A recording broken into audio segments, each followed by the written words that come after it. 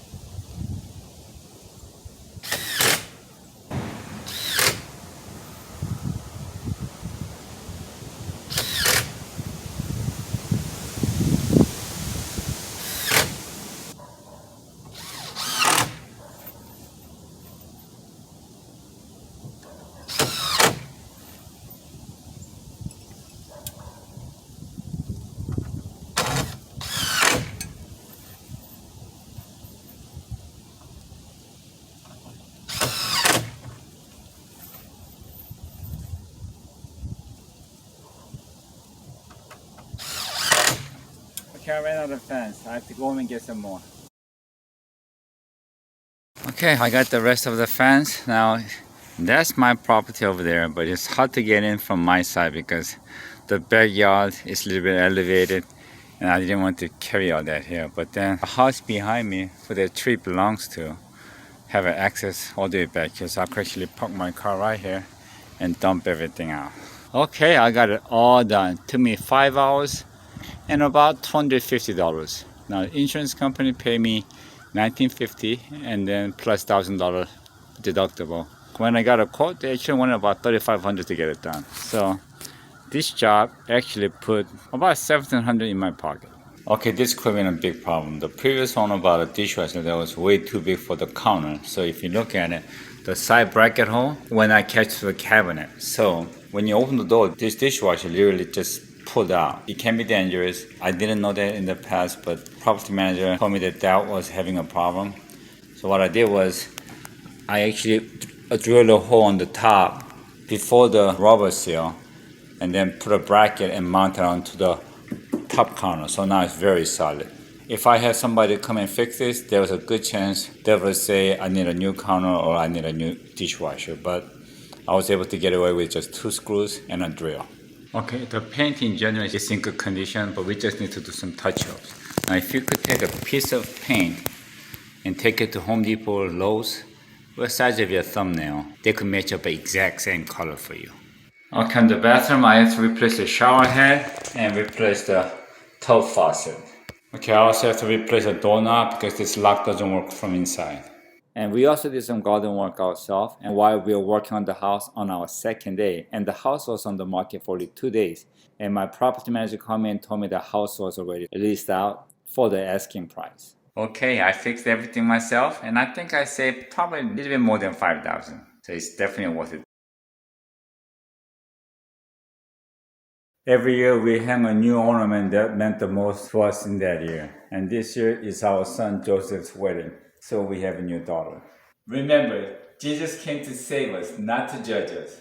Merry Christmas.